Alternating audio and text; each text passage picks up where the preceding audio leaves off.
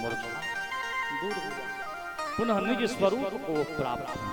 मेरे प्यारे देखो, बड़ी ही सुंदर चर्चा, ज्ञान, वैराग्य और भक्ति। भक्ति मां है, ज्ञान और वैराग्य पुत्र है। एक बात मैं आप सभी से निवेदन करूंगा, आज के वर्तमान समय में हर कोई भक्त है। आप भक्त हो या नहीं? भक्त हैं ना?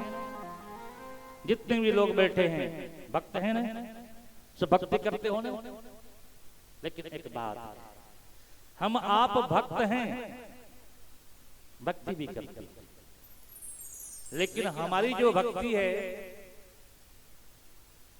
मनमुखी है। मेरी भक्ति मनमुखी है, मेरे मन में जैसा आया वैसा हम कर लेते। जबकि भक्ति मनमुखी नहीं, भक्ति गुरुमुखी होनी चाहिए। आप मनमुखी भक्ति करोगे तो आपको लक्ष्य की प्राप्ति नहीं, आप बीच में भटक जाएंगे।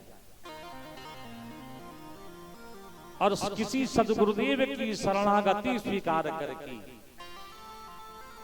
उनके बताए मार्ग पे चल करके जब आप भक्ति करेंगे तो वो आपको आपके मंजिल की प्राप्ति कराएगी। हमारी भक्ति क्या है? देखो, हम भक्त हैं, भक्ति भी करते हैं, लेकिन अंत में हमारा विराम कहां लगता है पता? कि भक्ति तो किए कोई लाभ नहीं मिला। कहते हो ना, कोई लाभ नहीं। जब आप भक्त हैं, भक्ति किए हो, फिर लाभ क्यों नहीं मिला? हम दवा खा रहे हैं, अमुक रोग का दवा खा रहे हैं, तो लाभ मिलना चाहिए। यदि लाभ नहीं मिला तो हम दवा खाने में कहीं गलती की है। जिस पद्धति से, जिस विधि से हमें खाना चाहिए उसे नहीं खाया। हम भक्त हैं, भक्ति कर रहे हैं, फिर भी लाभ नहीं मिला, तो हमारी भक्ति की पद्धति में कहीं कमी है। क्योंकि मेरी भक्ति अपने मन की है, मनमुखी है। हम भक्ति की पद्धति नहीं जानते, और किसी सतगुरुदेव के दिशा निर्देश पे हम भक्ति करेंगे तो उनके द्वारा गुरु से क्या मिलता है ये बताओ? क्या मिलता है गुरु से? ज्ञान में गुरु ज्ञान देते हैं। और अभी जो आप इतनी कथा सुने, हम ज्ञान का परिचय किस रूप में दिए? ज्ञान का परिचय आपको किस रूप में मिला? भक्ति का ज्येष्ठ पुत्र है ज्ञान, भक्ति का बेटा है ना ज्ञान, भक्ति का ज्येष्ठ पुत्र है ज्ञान। और ये ज्ञान कहां से मिलेगा हमें? सतगुरु के पास। तो जब हम सतगुरु की शरण में जाकर के, सतगुरु के बताए रास्ते पे चल करके भक्ति करेंगे, तो भक्ति के ज्येष्ठ पुत्र ज्ञान का सम्मान होगा। हम भक्ति करते हैं, लेकिन भक्ति के पुत्र ज्ञान और वैराग्य का सम्मान नहीं करते, उनका स्थान हम अपने जीवन में लाए ही नहीं। आप मां से प्रेम करो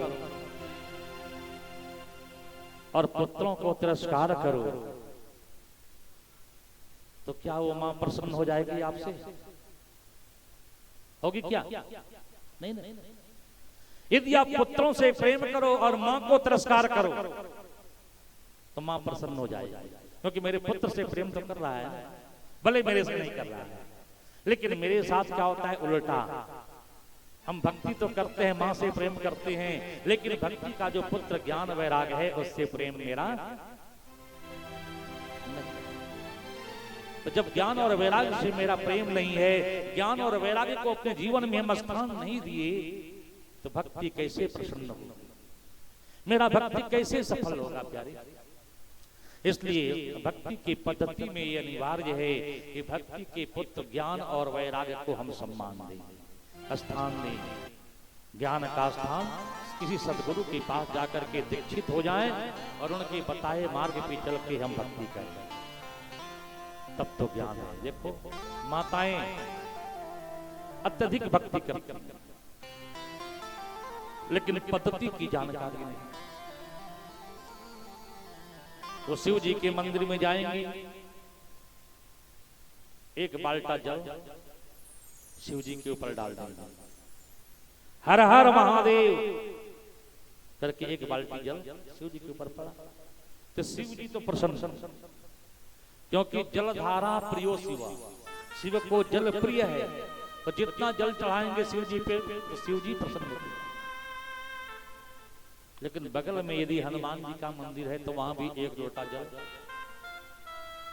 राम जी का मंदिर है तो वहां भी एक लोटा जल, देवी की मंदिर है तो वहां भी जल, क्योंकि हमें भक्ति की पद्धति की जानकारी नहीं है कि किसे जल चढ़ाना चाहिए, किसे नहीं चढ़ाना चाहिए। हम सभी को एक जैसा करना शुरू कर देते हैं। अब लड्डू गोपाल को हम नित्य स्नान कराएंगे, जल में डुबाएंगे, प्रसन्न होने वाले नहीं है। उन्हें भाव का स्नान चाहिए, उन्हें भाव का स्नान। नमस्कार प्रियो भानु जलधारा प्रियो शिव, अलंकार प्रियो कृष्ण, ब्राह्मणो मोदक प्रिय। कृष्ण को तो अलंकार प्रिय है, उन्हें स्नान प्रिय नहीं है, उन्हें जितना अधिक सजावें। तो ये भक्ति की पद्धति की जानकारी अनिवार्य है, और जानकारी यदि पद्धति की हो जाए तो ज्ञान का सम्मान। दूसरा वैराग्य। देखो गुरु की शरण में जाओ, गुरु के द्वारा बताए गए मंत्र का हम जप करें, अनुष्ठान करें, तो ज्ञान का सम्मान होगा। दूसरा वैराग्य। हम भक्ति करते हैं, ज्ञान भी है कि किस देवी देवता की उपासना कैसे करनी चाहिए, लेकिन मेरे जीवन में वैराग्य नहीं, फिर भी भक्ति सफल नहीं है। वैराग्य क्या नहीं है? तो कुछ लोग क्या करते हैं, आज मेरे पास अत्यधिक समय है तो 1 घंटा बैठ के हम पूजा करें, कल आधे घंटे में समाप्त कर दिए, 5 दिन के बाद 10 मिनट में समाप्त कर डाले, किसी दिन समय नहीं है तो हाथ जोड़ के चल दिए, किसी दिन और समय नहीं है तो वो भी भूल गए, फिर 2-4-10 दिन के बाद याद आया, अरे हम तो पूजा नहीं किए, हम तो पाठ नहीं किए हैं, फिर पाठ करना शुरू कर दिया। तो इस तरह करने से काम नहीं चलेगा। वैराग्य जरूरी है। क्या कि संसार का हर काम बिगड़ जाए तो बिगड़ने दो, लेकिन हमारे उपासना के क्रम में एक समय निर्धारित होना चाहिए कि हम इतने समय तक ये करेंगे। उस समय में चाहे संसार का लाख काम आ जाए, उस काम को हम त्याग देंगे। ये वैराग्य कि संसार का काम बिगड़ जाए तो बिगड़ जाए, लेकिन भगवान का काम हम न बिगड़े, हम इस कार्य को करें।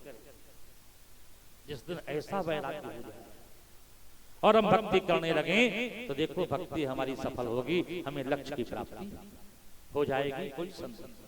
भक्ति विरक्ति भगवत प्रबोधा, ज्ञान और वैराग्य से संयुक्त भक्ति, ये भगवत तत्व